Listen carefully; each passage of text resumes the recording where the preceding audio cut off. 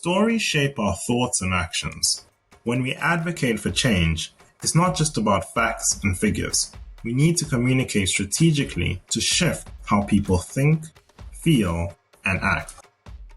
Over 18 months, 3 organizations got together with a group of South African activists to create different stories about how the economy fuels inequality and harms people's rights and how it can change. Then, we tested them with different groups of people through an online survey and in real-world organizing efforts. This video shares what we learned and how it can help you. Ingredient 1, values, the oil in your pan. Our research confirmed what others have recommended. Start your message by highlighting a deeply held principle or belief shared across society. This motivates people to think beyond their own interests, to concern for others and their environment. Ingredient 2, people's strong belief in change and prosperity, ready to be squeezed.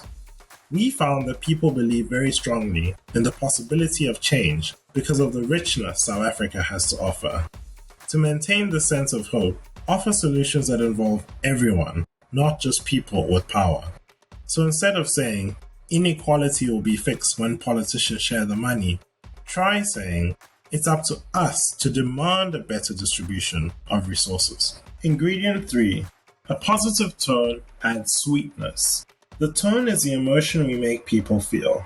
Our research confirmed how a crisis framing with an apocalyptic tone panics people, making them closed-minded and unable to see solutions.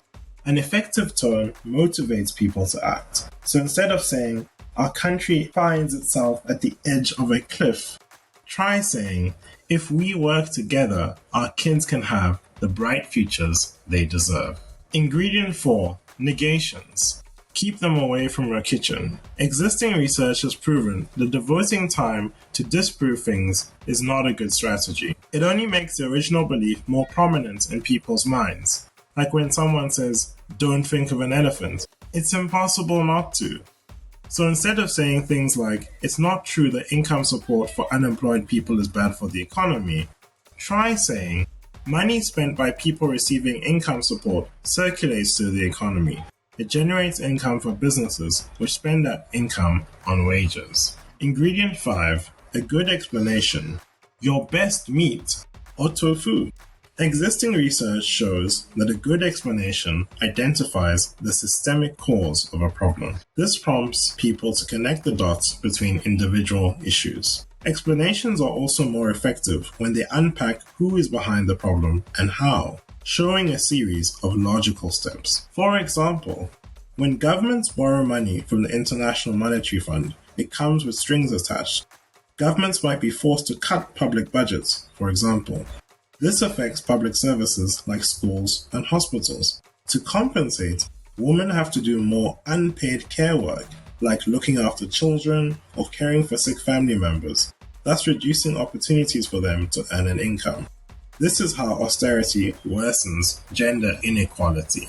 Ingredient 6, metaphors to spice things up. Metaphors describe something in a way that isn't literally true, but helps explain it.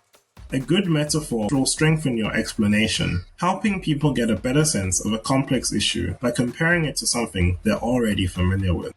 In our research, metaphors proved effective in presenting the antagonist in our story. They also work when describing non-human things. For example, saying the economy is like a garden, or the state has been turned into a skoro. That's an old beat-up car for the non-South Africans. So instead of executives or business people, try saying, business fat cats who chow our food and leave us to fight over the crumbs. Ingredient 7, a dash of something concrete to make it real for people. When you're trying to explain abstract concepts, it helps to show, not tell. Add concrete examples that people can visualize. So instead of saying things like, the government should invest more in public services to end inequality, try saying, the government needs to tax the wealthy and invest that money in improving our schools, hospitals, and homes. Ingredient 8. Solutions are the magic sauce. The best way to finish off a story in a hopeful manner is with a concrete solution. Only focusing on the problem triggers negative emotions, which close down our problem-solving abilities. We found that our audiences were supportive of people working together and exercising their rights to be part of the solution. Existing research also shows that people are unmotivated if they can't see their own role in change. Ingredient 9, repetition. We know the brain receives a message better than it has heard many times. So we need our messengers to use a common story and never shy away from repeating it. Let's recap the 9 ingredients for a successful narrative. 1. Leading with values.